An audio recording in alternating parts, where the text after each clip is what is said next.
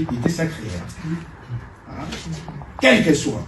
Que ce soit un Kuluna, sa vie est sacrée. Ouais. Et l'État, la différence avec les humains, l'État a une âme. L'État ne peut pas agir comme des Kuluna. L'État doit se faire respecter. C'est en l'État qu'on reconnaît que nous appartenons à une entité qui réfléchit, qui assure la garantie de nos droits et devoirs. Et lorsqu'on commence à tuer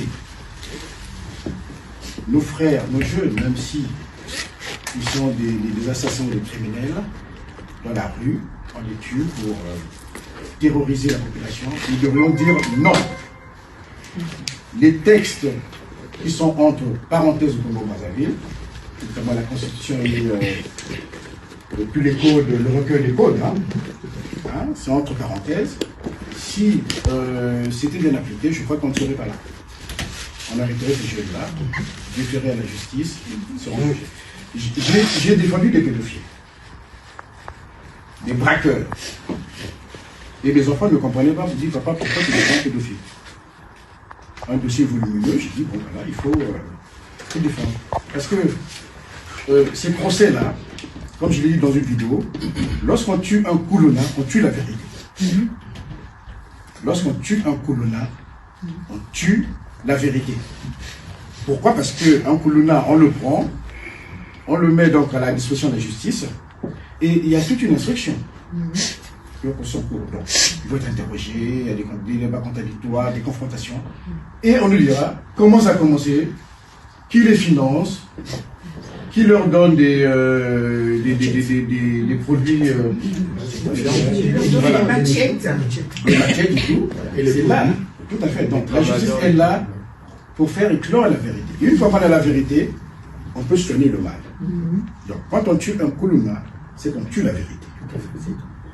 Donc, je m'associe effectivement à la rédaction de cette plainte. Vous savez que Benjamin Netanyahu a eu un mandat d'arrêt. C'est pas n'importe qui. C'est pas n'importe qui. Il a un lobby très très puissant. Très très puissant. Ouais, il a un mandat d'arrêt. Donc, dans cette optique-là, je participerai à la rédaction avec mon éminent confrère Maître Ganga à la saisine donc de la CPI. Alors,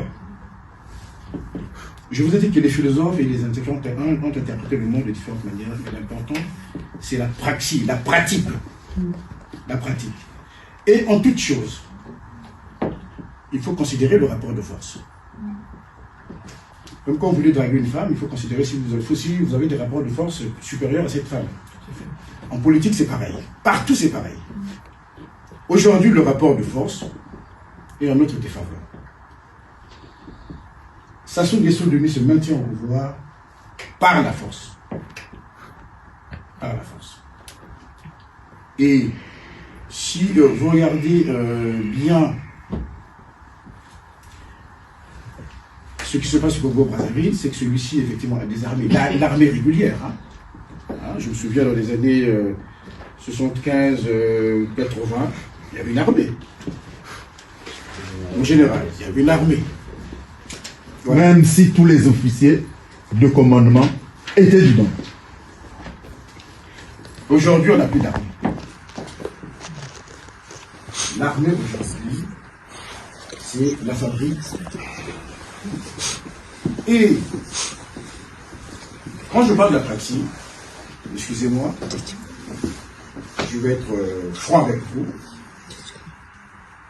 Il y a 2 décennies, 3 décennies, j'ai adopté la tenue intellectuelle, machin, il faut le traduire devant la justice. Machin. Nous avons, je rappelle, pour moi, il y a eu une affaire qui est pendant